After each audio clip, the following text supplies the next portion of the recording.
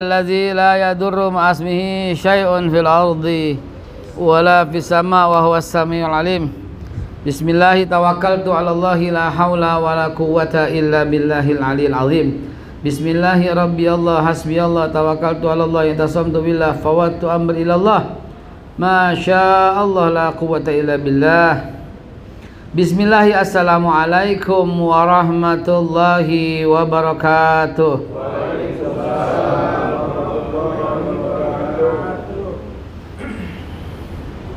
Innal hamdalillah wa syukurillah ala nikmatillah.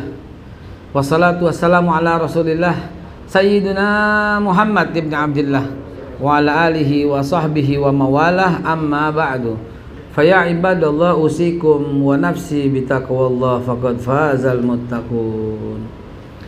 Ma'asyiral muslimin wa jumratal mu'minin rahimakumullah. Dari judul yang diucapkan tadi sama pengurus sama panitia, barokah di rumah barokah di tempat kerja dan sakinah di rumah. Serakah amat. Mau yang mana nih? Mau tempat kerja apa di rumah?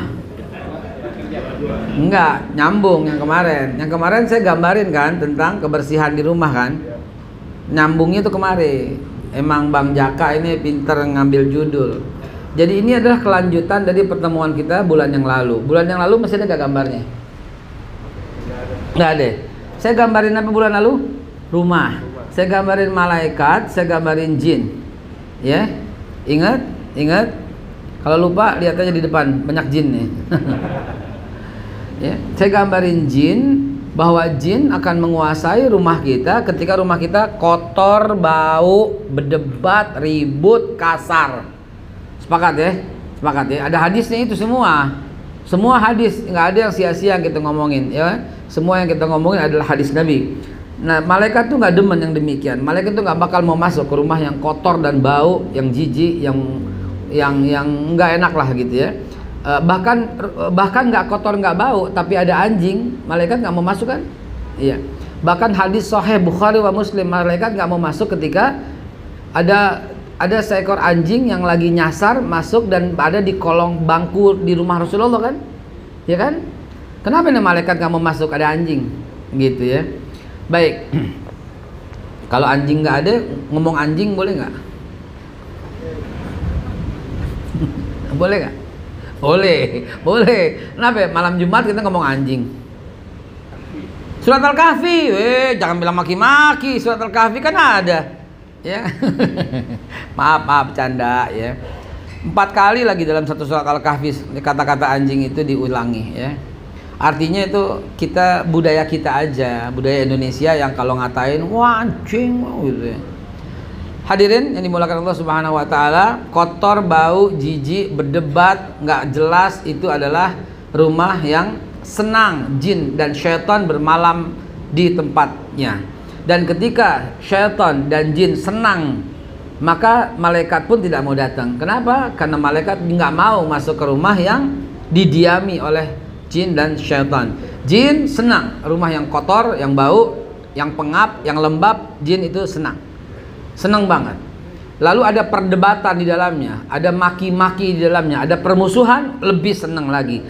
Anda yang bermusuhan kakak sama adik, udah deh nggak usah ngimpi doa sakinah mawadah warohmah deh, beneran serius. Beresin dulu itunya. Ntar ngerembet ke kantor ya. Jangan harap kantor bisa mencapai target ketika isinya adalah orang yang saling menjatuhkan dan saling menjilat. Beneran. Tapi itu ntar saya ngomongin, belum waktunya. Itu cuman thriller. Kita akan mulai setelah pesan-pesan berikut ini.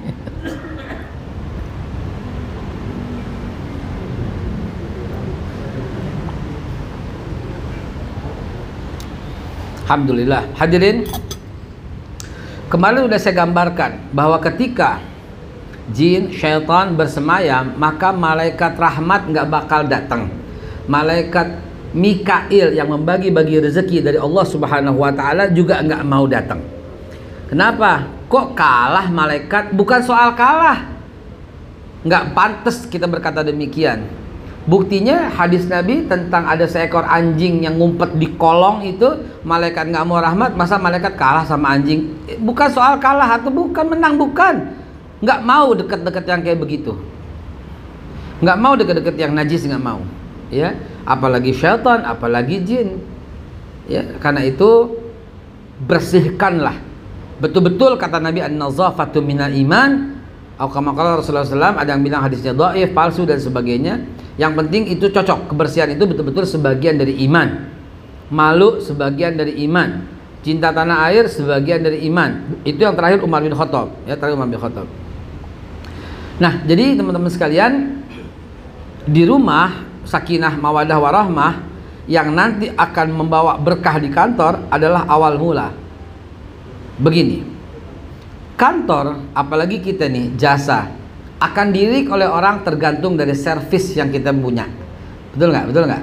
Betul ya, betul ya, servis pelayanan. Sekarang pertanyaannya, jam berapa servis dimulai?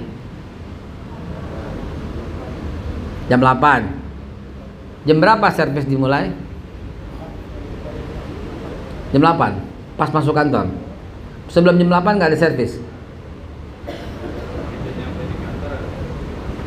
Begitu nyampe di kantor baru ada servis. Di perjalanan nggak usah ada servis. Pertanyaan saya, jam berapakah servis excellent dimulai? Baru bangun tidur jawabannya. Karena kalau mulai jam 8 maka servis adalah sebuah tangible. Servis itu intangible, Pak. Servis itu nggak bisa dinilai dengan rupiah. Servis itu mesti menjadi habit. Karena menjadi habit maka menjadi kebiasaan. Karena menjadi kebiasaan menjadi penentu masa depanmu. Karena itu buka mata, celung servis. Siapa dia? Banyak definisi-definisi yang nggak cocok dengan saya ketika kita membuka buku Service Excellent adalah pelayanan prima yang diberikan kepada sebuah perusahaan, kepada customer, sehingga customernya mendapatkan kepuasan dan akan kembali. Kepanjangan. Hampir semua definisi-definisi Service Excellent begitu. Sebagai praktisi yang alhamdulillah punya pengalaman cukup, maka definisi saya soal servis adalah membuat orang di depan Anda tersenyum dan puas. Itulah service excellent. Orang di depan Anda, siapa? Terserah, yang penting orang. Itu service. Itu service. Buka mata, celung, service excellent. Kepada siapa pertama kali? Kepada orang di sampingmu. Siapa dia? Istri. Yang jomblo, ibu kos. Nggak ada ibu kosnya, satpam di tempat kos, atau pembantu yang nyuciin kamu. Yang penting buka mata, celung, service excellent. Itu akan membawa keberkahan di rumah. Setelah sakinah di kantor, itu akan membawa keberkahan di kantor setelah sakinah mawadah warahmah di rumah. Buka mata, celung, bikin orang lain tersenyum, itulah service. Buka mata, celung, alhamdulillahirrahmanirrahim, ahyana ba'da ma amatana wa ilaihin nusur. Allah, alhamdulillah, la ilaha illallah, Allahu akbar, asbahna ala fitratil Islam wa ala kalimatul ikhlas wa ala dini nabina Muhammad sallallahu alaihi wasallam wa ala millati abina Ibrahim hanifah musliman wa ma kana minal musyrikin. Qul huwallahu ahad sampai akhir, qul huwal falaq sampai akhir, qul huwal nas sampai akhir, ayat kursi sampai akhir, duduk. Nyawa belum kumpul, langsung jalan sempoyongan, sampai kamar mandi jatuh, stroke. Biasanya begitu kan? Nauzubillah. Duduk, baca itu, ikutin Nabi, udah kumpul semua, udah stabil, baru jalan pelan-pelan. Subhanallah, alhamdulillah. Siapa yang Anda temuin di situ? Pembantu, bikin dia senang. Bawa kopi ya. Kopi yang kamu bikin Starbucks kalah. Dah, seneng banget dia. Dia nggak tahu padahal Starbucks itu apaan. Deh gitu aja. Ketemu siapa? Bangun tidur. Ketemu istri, deketin sampai dia bangun. Kenapa sih? Enggak, gue lihat lu bangun tidur cakep banget. Nggak pakai make up, asli, nggak pakai apa? Kalau TikTok apa? Kamera jahanam apa? Filter. Nggak pakai filter lo, mendingan nggak pakai filter. Gitu ya. Dingin nih, dingin. Mau anget nggak? Nah, nggak jadi sembahyang lo anget ya. bikin dia gembira, bikin dia gembira. Temu anak, ya Allah udah bangun, subhanallah anak papa. Gitu aja Pak, jadikan service excellent. Belum bangun, ih lucu banget, belum bangun, oh, gitu aja udah. Belum bangun aja lucu anak kita, beneran. Tomplok dia, papa, komplok dia. Kamu tuh bangun tidur aja nggak bau mulutnya. Yang bener Pak, iya, berarti gosok giginya keren, bagus nih. Iya, benar. Sampai luar kita begitu ya nggak apa-apa, yang penting dia gembira, yang penting dia gembira. Serius Pak, service excellent itu dimulai di rumah, lalu kemudian Anda ketemu dengan supir atau dengan motor, ya, ajak ngomong motornya. Anda mau, ya nggak percaya, Anda mungkin anggap saya gila, ya, jangan Pak, jangan, ya susah deh gue ngomongnya deh. Kalau nggak sefrekuensi susah deh. Ajak ngomong. Makasih ya Allah telah menundukkan kendaraan ini untukku. Gitu. Ajak ngomong. Serius. Pak, saya trainer untuk Mopoli Raya yang punya perkebunan sawit paling gede di Aceh Tamiang sampai Medan. Saya trainer untuk mereka, saya pelatih untuk mereka, dan saya pemicu produktivitas untuk mereka untuk meningkatkan jumlah kelapa sawit yang dipanen. Mau tahu rahasianya? Ajak ngomong tuh Punan. Catat baik-baik. Punan nggak ngerti, lo buktiin. Tanya sama orang-orang yang sudah puluhan tahun berada di perkebunan. Ajak ngomong. Terima kasih ya pohonan. Allahu Akbar, ya Allah telah kau berikan makhluk ini, makhlukmu. Kan semua cuma makhluk dan khalik kan. Ini kan makhluk juga, ini juga makhluk kan. Terima kasih ya Allah telah kau berikan makhluk ini untuk kami, untuk produksi yang banyak, yang bagus. Ajak ngomong. Ajak ngomong. Nasihat dari umi saya nih. Umi saya kalau nyuci daging, nyuci ikan, ya, jangan dibuang airnya, buat siram Punan Kal. Siram Punan sambil bilang, Punan, ini ada minuman yang seger nih, air daging. Nggak usah pakai berdebat ya, jangan bilang bid'ah ya, buktiin sendiri aja udah. Dia jangan banyak bacot, buktiin sendiri. Ajak ngomong tuh. Ayah saya itu kebiasaan tuh, pas duduk di mobil kijangnya, alhamdulillah baca ayat kursi, diketepok tuh, terima kasih kijang, udah nganterin saya berlama-lama gitu. Ya, ini dikiaskan oleh orang yang punya penyakit. Anda nggak percaya? Sekarang saya nggak mau lanjutin ceramah ini sebelum percaya, dan buka di handphonenya Quantum Touch, baca. Orang Amerika aja bule yang nggak beriman percaya dengan Quantum Touch. Quantum Touch. Ayo baca sendiri artikelnya. Di Los Angeles ada sebuah rumah sakit yang mampu mengobati tanpa obat, tanpa tes, tanpa apapun, tanpa herbal, tanpa kimia, tanpa suntik. Namanya Quantum Touch Hospital. Lagi dikembangin di Amerika.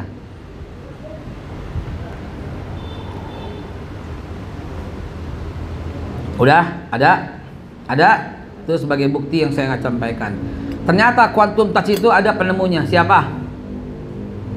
Rasulullah Shallallahu Alaihi Wasallam.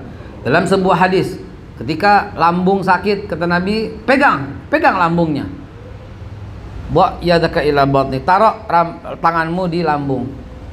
Itu tuh mengalirkan energi positif dengan mengalirkan doa. Allahumma ya Allah anta syafi bil ba'as anta syafi la shifaun illa shifauka shifaul la yughadiru saqama. Ya Allah, angkatlah penyakit. Terus pegang. Bagaimana kalau yang pegang 2 orang? Bagaimana pegang 3 orang? Bagaimana pegang 4 orang, 5 orang? Alhamdulillah, saya sakit kepala, duduk nih Aisyah, Aliyah, ponakan Silpi, mamanya Aisyah, nih kepegang kepala saya. Ayo pegang kepala papa dong, pegang dong. Ayo semuanya. Aisyah 2 tangan, Aliyah 2 tangan, anak ponakan 2 tangan, mamanya Aisyah, istri saya 2 tangan, semua pegang sambil berkata, ya Allah, angkatlah penyakit Allah, engkaulah sang penyembuh, anta syafilah shifaun la shifauka shifaul la yughadiru saqama. Pegang terus sampai terasa kepalanya terasa anget. Buktiin, beneran buktiin. Buktiin ini Nabi yang ngajarin ini. Ya, pokoknya dengan banyak membaca hadis ente insyaallah tahu apa segala macam rahasia kehidupan. Orang Amerika aja percaya dengan quantum touch. Meluruskan tulang, bayangin, menyembuhkan penyakit tanpa operasi, mengeluarkan batu ginjal. Baca quantum touch. Ya, dengan dahsyatnya itu. Umi saya tuh mengalami seperti itu. Dengan mau dioperasi sama Profesor Dr. Akmal di Rumah Sakit Cipto Mangunkusumo, yang operasi langsung di rootnya. Pada waktu itu Profesor Dr. Akmal sebagai dirut di RSCM megang umi saya, kata umi saya harus diangkat ini batunya nih, kata dokter nih nggak bisa nih Kal, manggilnya Haikal aja, Kal nggak bisa nih umi mesti diangkat ini. Ya udah dok, bismillah dok. Nggak mau, kata umi saya, pulang. Nggak bisa Mi, ayo deh Mi, pelan-pelan aja ditembak Mi, bukan dioperasi, bukan dibelek. Umi nggak kena, paling cetut doang. Akhirnya begitu diperiksa jantungnya lemah dan dia disuruh pulang dulu, diperbaiki dulu jantungnya supaya nggak terlalu lemah, nanti udah siap baru dioperasi. Ternyata di perjalanan Umi bilang begini, dokter nggak tahu Kal, dokter nggak ngerti. Kenapa nggak ngerti Mi? Ya elah, gunung aja pecah, betul nggak? Baca lau anzalnya, baca lau anzalnya hazal Quran, gunung aja pecah, kata umi saya. Apalagi cuman batu ginjal. Emang betul ada batunya Kal? Ada Mi, dia pakai minyak tawon, cuma minyak tawon dia pegangin aja. Lau anzalna hazal Quran ala jabalin la ra'aitahu khashi'an mutasaddi'an min khasyatillah. Kalau sekiranya ada bacaan yang mampu memecahkan gunung, menggetarkan itu semua, maka bacaan itu adalah Al-Quran. Apalagi cuman batu, berapa senti katanya kan tadi? 2 senti, jap, lagi 2 senti gunung aja pecah. Ini soal urusan kewalian, urusan keyakinan. Bener Pak, berantakan tuh batu, dia kencing keluar hanya dalam waktu 2 hari setelah dia tahu. Coba bayangin. Jadi teman-teman sekalian, kenapa gue jadi pengobatan ya? Nyap-nyap pengobatan. Dari mana sebelum pengobatan tadi ya? Ya, service excellent. Ya, service excellent. Nah, jadi balik lagi ya. Itu loh, quantum touch itu loh. Bagian daripada service excellent untuk rumahmu. Bagian tuh sentuh. Oh, saya lagi bangun tidur tadi. Bangun tidur, orang pertama yang kita jumpai service excellent. Itu awal mula yang namanya service. Service excellent tidak dimulai dari jam 8. Siapa yang bilang tadi? No. Tidak dimulai dari masuk kantor. No. Tidak dimulai dari buka banknya. No. Tidak semua. Service excellent itu bukan action tapi habit.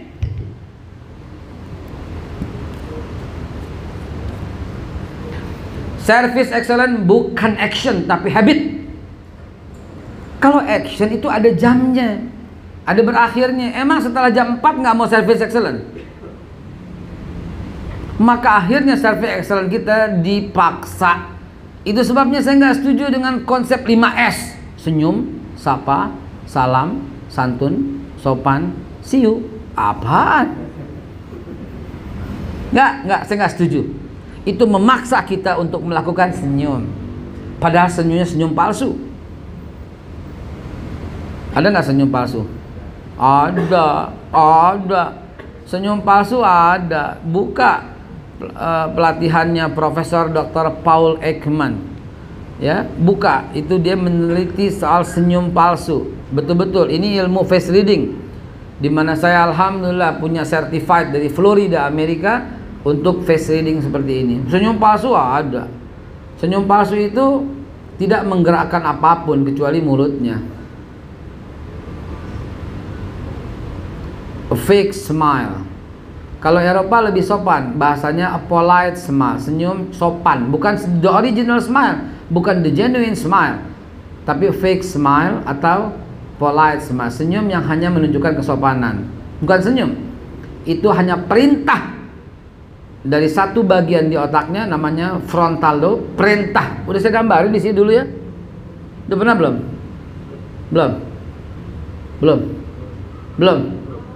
Belum.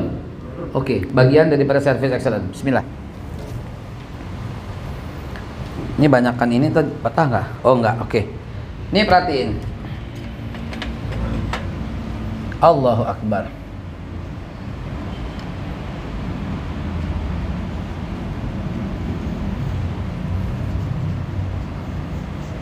Ini Jaka waktu rambutnya masih keriting.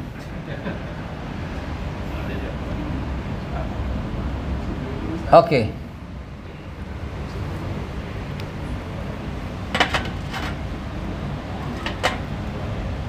Ini otaknya.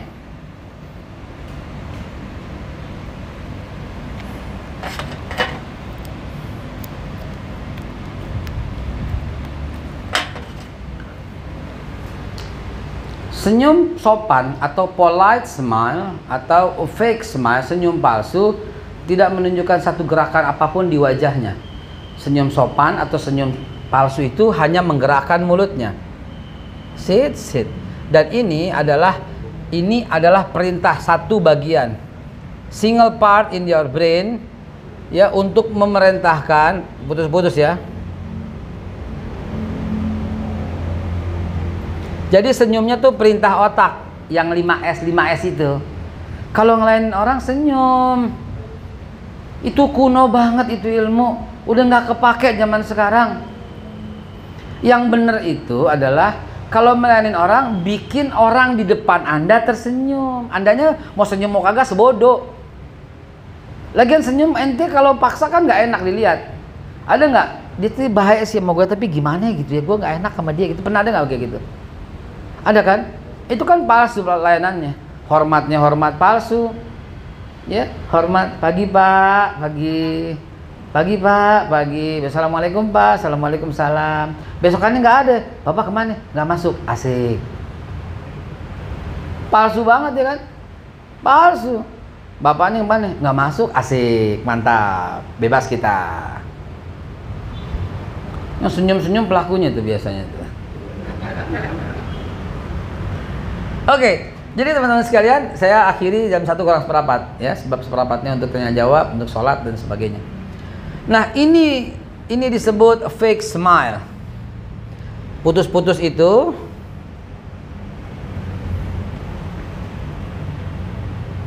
fake smile, ya, senyum palsu atau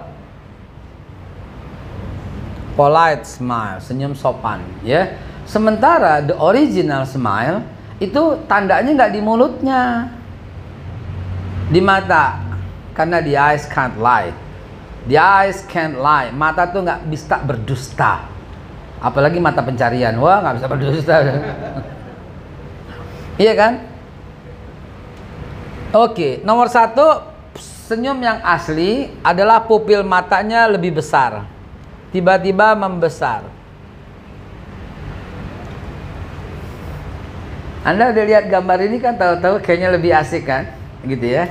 Kalau saya kasih pupil, tiung. Kalau saya kasih alis dan alisnya itu merapat, turun. Nah, ini the original smile.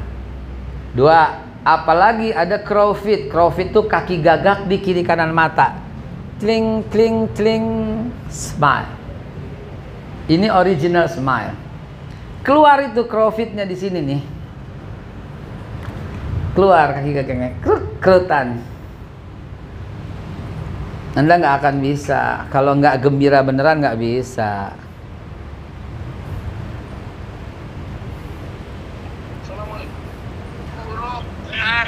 Ji Said, ntar ada telepon lagi ya. lagi ngajar. Yeah. Nih, jadi alisnya turun, pupil matanya, crow feet-nya ada, pupil matanya membesar, ininya begini, ada lesung pipitnya di sini, dagunya maju sedikit. Nah, inilah the original smile. Gitu, ya. Nggak usah orang di depan Anda tersenyum, nggak usah. Buat orang lain tersenyum. Itulah service excellent. Oke. Itulah service excellence sejati. Buat orang di depan Anda tersenyum. Saya bilang orang di depan Anda, bukan customer saja. Bukan customer saja, orang. Orang, mau Pak Satpam, mau Pak OB, mau Gojek yang Anda pesen, mau supir taksi yang Anda naikin, orang itu tersenyum sama Anda, dah kelar hidup lu, beneran. Pahalanya luar biasa, lebih afdal daripada sholat sunnahmu 1000 rakaat. Karena tidak ada amal yang lebih besar pahalanya selain menggembirakan hati orang. Itu ya Rabb, ya Rabb, ya Allah. Itulah service excellent, ramuan dan rumusan daripada Islam. Buat orang di depan Anda tersenyum atau bahagia, maka itulah yang disebut service excellent. Itulah keberkahan yang ada di kantor dan sakinah yang berada di rumah. Ya, jadi teman-teman sekalian, syarat untuk mencapai orang di depan Anda tersenyum sehingga barokah di kantor adalah satu, tangganya namanya adalah your soul, jiwamu. Senyum nggak cukup di mulut tapi dari jiwa, sehingga yang tersenyum bukan mulutnya tapi wajahnya. Dalam Islam itu Rasulullah tasammu, basammu, mukanya itu yang senyum, bukan mulutnya yang senyum. Salah kalau mulut yang tersenyum, muka yang tersenyum. Matanya tersenyum, hidungnya tersenyum, dagunya tersenyum, alisnya tersenyum, krofitnya tersenyum, pupil matanya tersenyum. Itu yang disebut original. Nah, ini hasil kerja simultan semua bagian, karena untuk mengatur senyum yang asli, maka ada frontal lobe. Frontal lobe ini yang membuat planning. Dia akan mengatur planning di sini. Kalau yang begini, ini namanya original smile. Original smile atau genuine smile. Genuine smile. Yang kedua, di sini ada yang namanya occipital lobe. Occipital lobe ini mengatur gerak mata, mengatur gerak alis. Ada yang hipotalamus lah untuk suhu, ada macam-macam. Pokoknya semua otak diajak nih untuk senyum, untuk gerak semuanya, sehingga more than 100 billion neuron lah, begitulah ya, yang ikut bekerja sama untuk membentuk sebuah service excellent yang ada di wajahmu. Inilah yang akan membawa keberkahan di kantor. Inilah yang membuat suasana kantor menjadi harmonis karena isinya orang-orang baik. Ya, nggak mungkin di kantor itu sampai, maaf namanya siapa? Vino. Kalau bawa samping siapa? Jabar. Vino, Jabar, siapa? Abi. Vino, Abi, Jabar, ya. Kayak satu orang, Vino, Abi, Jabar nama orang. Nih ya. Yang disebut barokah di kantor nih, dengerin ya. Dan saya sebut satu keadaan di mana tidak ada keberkahan di kantor. Kalau Vino berkata, enakan ngobrol sama Jabar daripada sama Abi.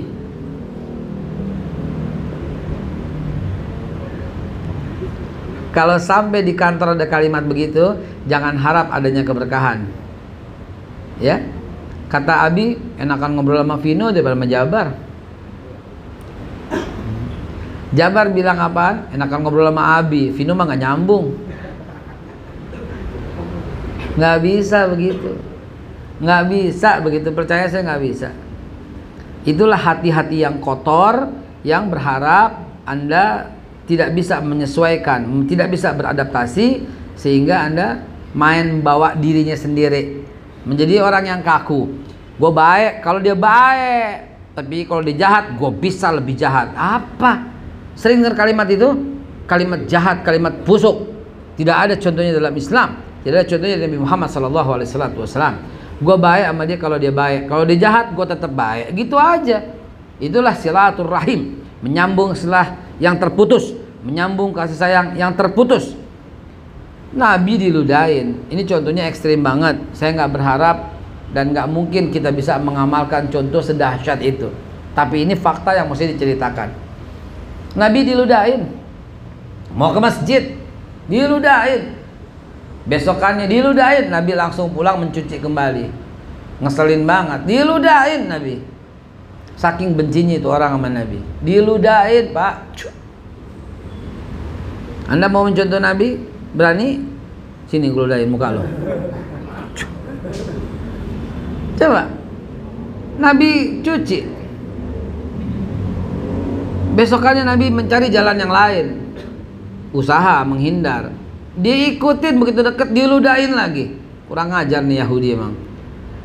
Yahudi orang hitam botak, cuah, ludahin sama Nabi. Diludahin, Nabi diludahin.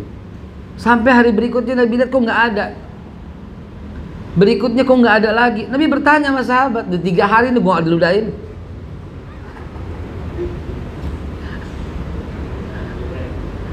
Luar biasa servis excellent yang dilakukan Nabi. Kemana dia? Siapa ya Rasul? Itu yang rumahnya di sono. Dia seorang masih beragama Yahudi. Rambutnya begini, orangnya hitam. Yahudi ini berasal dari Habasyah, Ethiopia. Oh dia sakit ya Rasul. Oh baik.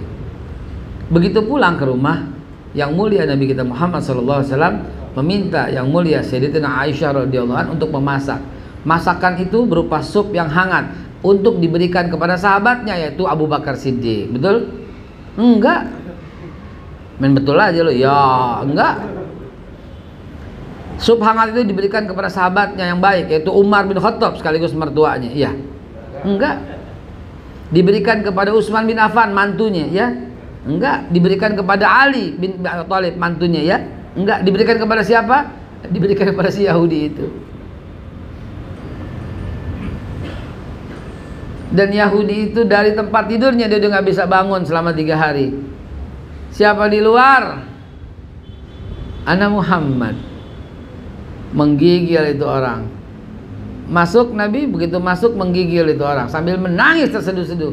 Sudah 3 hari aku sakit ya Rasul. Tadinya manggil ya Muhammad, sekarang ya Rasul. Tidak ada satupun yang menjengukku.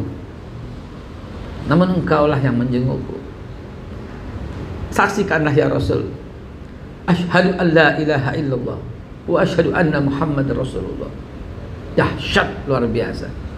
Dahsyat luar biasa. Kita nggak sanggup mencontoh walau 1%-nya. 1%-nya doang kita nggak sanggup. Baru temen nggak ngelihat melengos. Kenapa itu dia melengos sama gue? Awas ntar pulangnya. Apaan?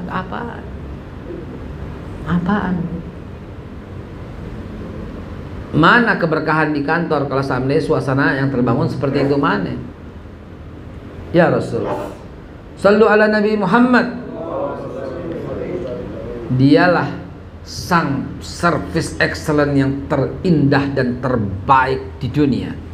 Dia berbuat baik justru kepada orang yang jahat kepadanya. Kita nggak sanggup seperti itu, atau belum sanggup seperti itu, atau sanggup hanya 1%. Wah, kebanyakan 1%, 0,0005% dari apa yang Nabi lakukan.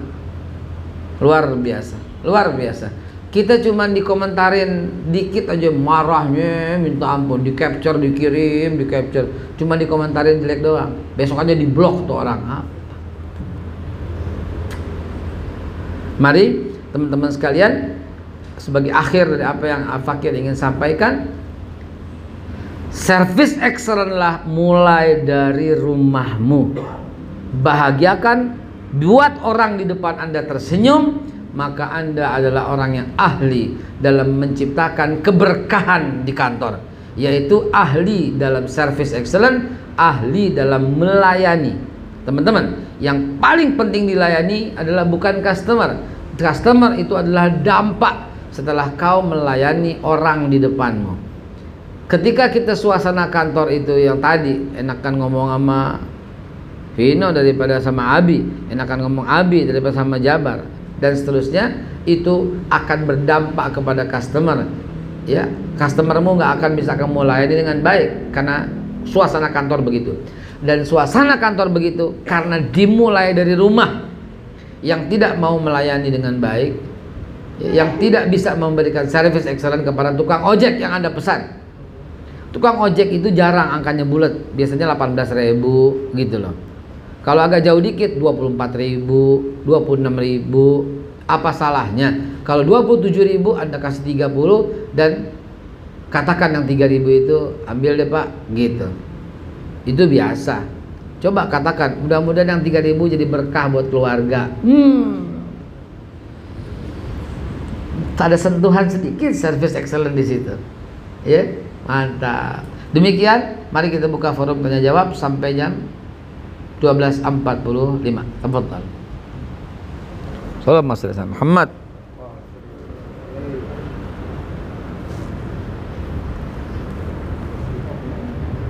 Jawab, saya mau bertanya.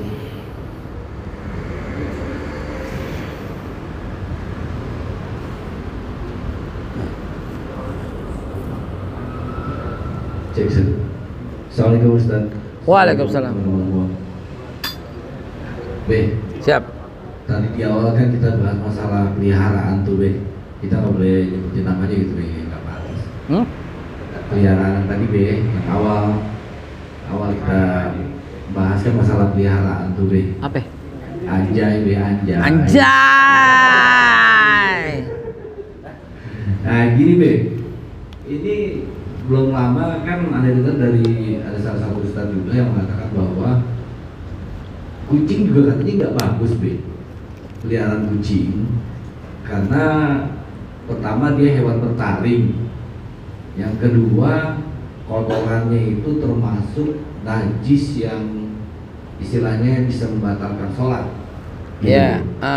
Sedangkan kita tahu bahwa katanya kan kita pernah dengar juga, nggak tahu itu apa namanya istilahnya apa sejarah atau apa, bahwa katanya Rasulullah itu kan cinta sama kucing gitu be. Iya.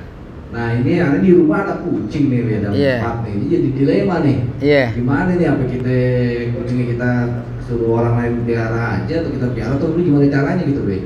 Karena memang kalau kucing itu pertama kita udah rajin pun bersihinnya, tetap aja namanya kucing kan nih, kagak ngerti. Apalagi lagi birahi itu yang perempuan, kencing barangan aja gitu kan. Nah itu gimana be? Baik. Itu aja sih be. Assalamualaikum warahmatullahi wabarakatuh.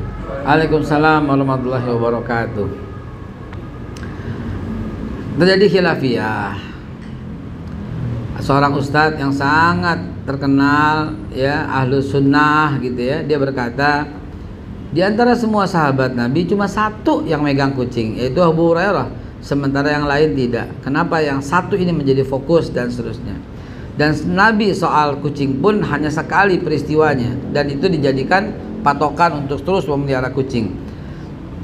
Setidaknya ini akhlak yang lagi tren di rumah ya. Sementara yang lain menyatakan air liur kucing itu nggak najis liurnya, kalau pupnya najis lah ya, apalagi mengandung kotoran yang namanya Toxoplasma rubella cytomegalovirus. Itu kotoran di kucing, karena Toxoplasma rubella itu bersemayam di kotoran kucing, sehingga kotoran kucing lebih bahaya daripada kotoran yang lain ya. Nah tetapi kalau tempatnya bisa bersihinnya dan nggak bau di rumah, dan kucingnya tidak perlu untuk ya dijaga lah ya, saya bilang sih nggak ada masalah, silahkan aja. Cuman kalau sampai dia membuat kotor di rumah, dan di rumahmu ada anak kecil, ada bayi, atau ibu lagi hamil, atau dalam program kehamilan, saran saya jangan piara kucing. Anda piara maut, piara kemaut. Istri saya, anak saya punya ya, istri saya bersedih yang luar biasa, apalagi saya berduka ketika anak pertama kami meninggal dunia gitu. Kita kira ini hanyalah sebuah ujian dari Allah, sebuah cobaan semata. Obat untuk kesedihan itu hamil lagi, dan ternyata hanya 1 kali mens, setelah itu hamil lagi dia. Oh enggak, mens, setelah masa nifas selesai hamil lagi langsung. Anak kedua kami, setelah usia 2 tahun lagi lucu-lucunya digendong di pelukan saya, tiba-tiba melemas dan meninggal lagi yang kedua. Ada apa ini? Obatnya adalah supaya hamil lagi, supaya dia bisa gembira. Ternyata anak kami yang ketiga hanya bersemayam bertahan berapa lama di perutnya, hilang lagi. Baru dari sini kami memeriksa ke dokter. Kita periksa ke Profesor Dr. Yakub di Tebet, kita periksa Profesor Dr. Taslim di Cipto Mangunkusumo, kita cerita Profesor Dr. Budi di Rumah Sakit Budi Asi di Cawang, di Budi Jaya di Tebet, kita periksa di Profesor Dr. Nut di Pasar Ginjing, Evasari belakang sini. 4 profesor. Kenapa? Ada apa nih? Gitu, ada apa? Ternyata kesimpulannya semua diteslah darah istri saya, di dalam darah istri saya terkandung toksoplasma rubella, toksoplasma dengan kadar 319. Satu aja nggak boleh, brother. 319. Dan dokter memutuskan tidak bisa punya anak. Kalaupun hamil akan hamil anggur, akan cacat. Kepala anaknya ada apa namanya yang besar itu? Hah? Hidrosefalus, usus di luar dan sebagainya. Diputuskan empat orang profesor itu ngomong hal yang sama. Apa yang terjadi? Begitulah. Setelah punya selidik, pernah istri saya penggemar kucing, demen banget sama kucing. Pernah sebelum menikah dulu, waktu belum menikah di rumahnya kucing banyak, dan pernah dia menampung seekor anak kucing yang lahir dari perutnya, karena kalau nggak jatuh jauh, dia tampung, ceplok ke tangannya, dan dari situlah virus bersemayam dalam tubuhnya. Nauzubillah summa nauzubillah. Supaya kami untuk mengobati itu luar biasa, luar biasa. Telah habis semua rumah, mobil, tinggal sewa motor lagi, dan akhirnya ngontrak lagi dengan sepetak rumah kecil hanya karena untuk ingin hamil. Dulu obatnya itu, waduh, sekali makan itu ya, obatnya itu, obat antibiotiknya itu, isoprinosin, wah macam-macam, sampai 8 macam obatnya untuk, ternyata nggak hilang-hilang juga tuh. Setiap periksa toksoplasmanya 319, periksa di Prodia, di Paramita, begitu terus. Ternyata ketemu seorang yang sangat luar biasa, namanya Bapak Juanda. Dia dapat gelar Profesor Honoris Causa, Doktor Honoris Causa. Aslinya dia seorang insinyur di bidang peternakan, ahli virus. Dan dia mendapatkan ilmu itu dari leluhur kakek-kakeknya semua, dan dia sudah meninggal anaknya 7 kali berturut-turut, meninggal semua anaknya. Pada waktu yang ke-8 baru dia temukan, dan akhirnya anaknya sekarang sehat semua, anaknya sekarang ada 4 atau 5 gitu. Dan dia akhirnya membuka namanya Aquatrade Therapy untuk pengobatan, dan alhamdulillah saya datang ke sana, sekali berobat sama dia, minum airnya hanya dalam waktu 1 bulan saja. Minum setiap pagi sebelum minum apapun, bangun tidur langsung minum 1 sloki obat dari dia, dan jangan makan apapun selama 1 jam. Hanya 1 bulan, 2 bulan, 3 bulan, kemudian kami periksa toksoplasma istri saya tinggal 100-an. Sampai 0 toksoplasmanya. Ini ajaib dan mustahil. Pengobatannya telah dipatenkan oleh FKUI, FKUGM, Undip, dan hampir seluruh Indonesia dipatenkan semua haknya dia. Saya sekaligus promosi nih Pak Juanda. Siapa yang kenal silahkan hubungin aquatradetherapy.com atau Pak Juanda ahli toksoplasma atau CMV, pasti ketemu ya di Bogor. Nah itu yang saya temukan Pak. Ternyata itu hanya sebagian kecil. Pengobatan yang paling sebenarnya adalah memperbanyak sujud kepada Allah untuk memperbaiki pola bayi dalam kandungan. Sujud sebanyak-banyaknya. Nah istri saya setiap malam tuh, sehari semalam tuh lebih daripada 100 rakaat sehari semalam. Ya terus saja dia sujud selama dia sanggup. Kalau sujud, sholat tasbih, sholatnya udah mantep banget dah. Duhanya penuh, subuhnya, qobliyahnya, zuhurnya, qobliyah ba'diyahnya, asarnya, qobliyahnya, maghribnya, isya'nya, tahajudnya, witirnya, terus disikat terus dengan sholat dan memperbaiki sujud. Ternyata toksoplasmanya 0. Ketika diperiksa di lab 0, bawa lagi ke profesor itu, dia berkata nggak mungkin ini. Sekali lagi cek deh di tempat yang dia persyaratkan. Ditulis sama dia di Rawamangun tuh, apa namanya tuh. Cek di sana, ternyata 0 juga toksoplasmanya. Ketika 0, ternyata selamat, boleh hamil. Dan ini baru pertama kali pasien dia. Saya sampai di interview waktu itu di TVRI, di beberapa televisi swasta, kok bisa itu 0? Saya bilang karena Allah Subhanahu wa taala. Dan istri saya mengobati terapinya dengan minumannya. Di rumah ada aqua galon, di galonnya ditulis ayat kursi, di situ tulis alhamdulillah suratul Fatihah. Karena kata Profesor Masaru Emoto, air itu kan bereaksi kan dengan bacaan kan. Nah, kayak begitulah. Ternyata dikombinasikan. Dan saya akan mengusap perutnya terus sesuai dengan hadis Nabi dengan quantum touch. Allahu akbar, Allahu akbar, Allahu akbar. Baca Allahumma malikal mulki tu'til mulka man tasya wa tanzi'ul mulka mimman tasya wa tu'idzu man tasya wa tudhillu man tasya biyadikal khair innaka ala kulli syai'in qadir. Baca itu surat Ali Imran 26 27. Alhamdulillah lahirlah Aisyah. Tadi Aisyah ikut saya. Dia turun tadi naik mobil nganterin saya. Lahirlah Aisyah. Lahirlah Aliyah.